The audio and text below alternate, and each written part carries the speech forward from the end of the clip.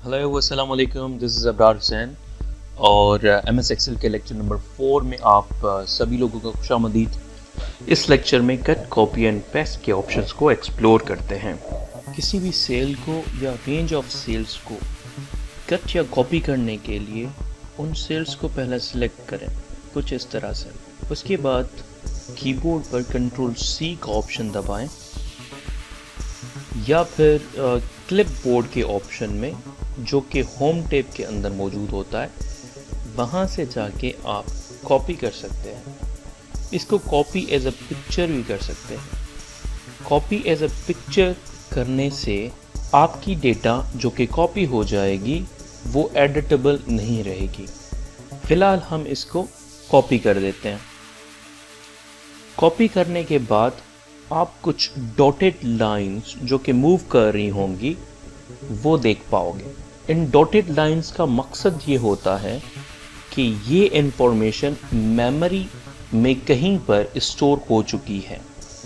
अब ये डेटा चाहे तो आप विद इन एक्सेल पेस्ट कर सकते हो या अगर चाहे तो कहीं और किसी और एप्लीकेशन के अंदर भी इसको पेस्ट कर सकते हो। फिलहाल हम इसी डेटा को यहीं पर पेस्ट कर देते हैं।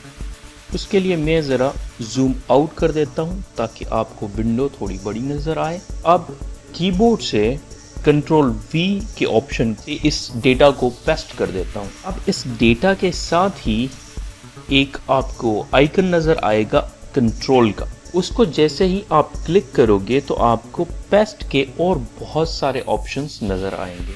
कंट्रोल के इन ऑप्शंस को यूज़ करने के लिए मैं पहले इस डेटा को थोड़ा सा फॉर्मेट कर देता हूँ। इस डेटा को फॉर्मेट करने से पहले मैं डॉटेड लाइन से छुटकारा हासिल कर लेता हूँ। उसके लिए मैं कीबोर्ड से एस्केप के बटन को दबाऊंगा। क्योंकि एज के अंदर मेरी सारी न्यूमेरिकल वैल्यूज़ हैं तो इन न्यूमेरिकल वैल्यूज़ को मैं नंबर्स के अंदर कैटेगराइज कर देता हूँ।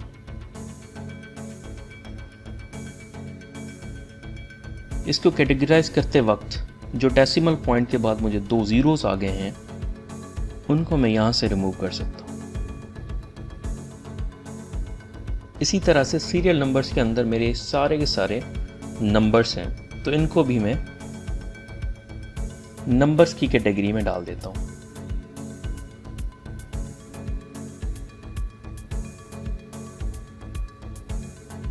और यहाँ पर मैं एक और वैल्यू ऐड कर देता हूँ, लेट्स से पॉकेट मनी, और टैब को दबा देता हूँ।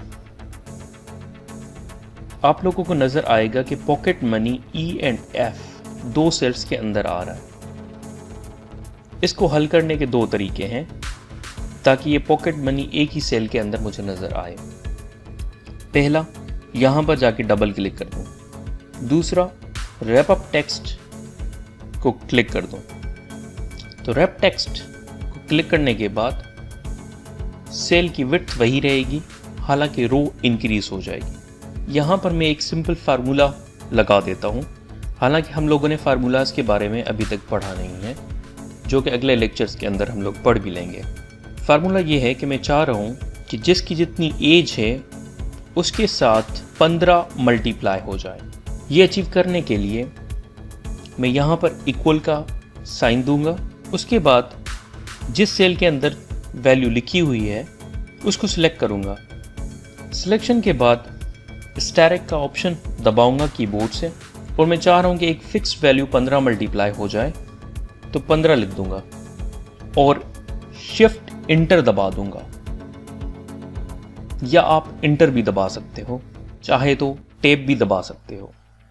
टैब दबाने से आप एक सेल आगे जाते हो, इंटर दबाने से आप एक सेल नीचे जाते हो और शिफ्ट इंटर दबाने से आप एक सेल ऊपर जाते हो और कंट्रोल इंटर दबाने से आप उसी सेल के अंदर रहते हो।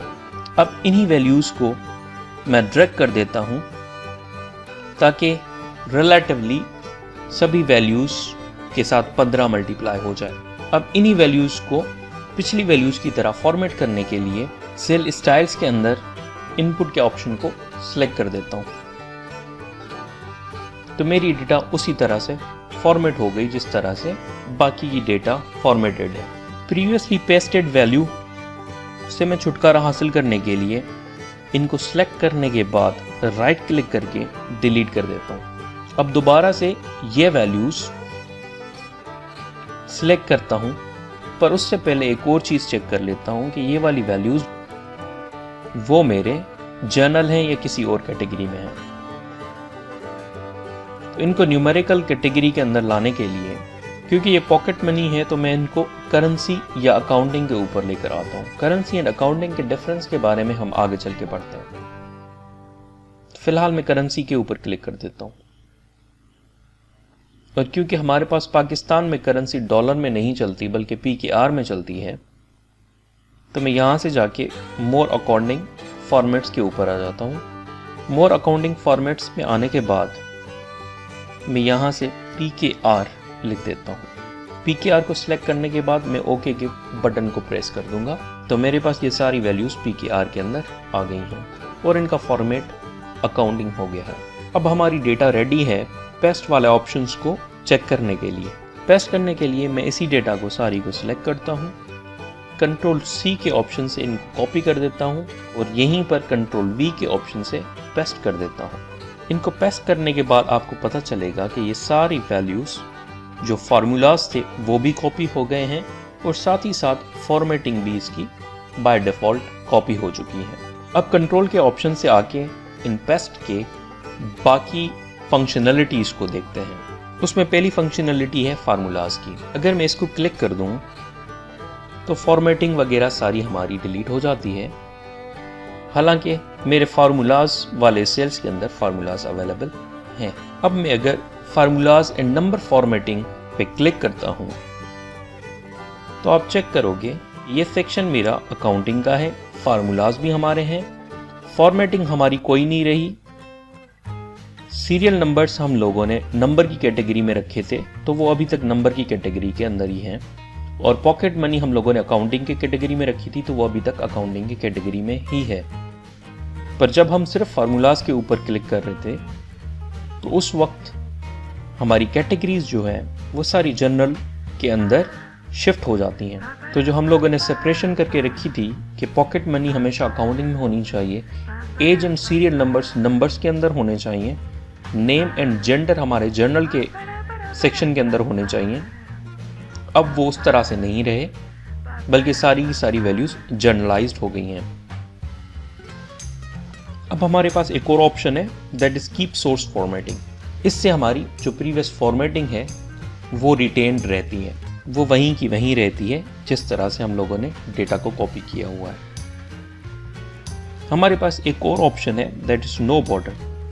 अगर इसको मैं सिलेक्ट करता हूं तो बॉर्डर्स क्लियर हो जाते हैं, बाकी डेटा और उसके फॉर्मेट्स सेम रहते हैं। उसके बाद एक और ऑप्शन है that is regarding the keep source column width. इसको चेक करने के लिए हम लोगों की ये वाली डेटा पहले से कॉपीड है, हम एक और शीट के अंदर यही डेटा को पेस्ट कर देते हैं। तो आप देखोगे कि इनकी सेल्स की विड्थ्स एंड हाइट्स के अंदर फर्क आ गया है।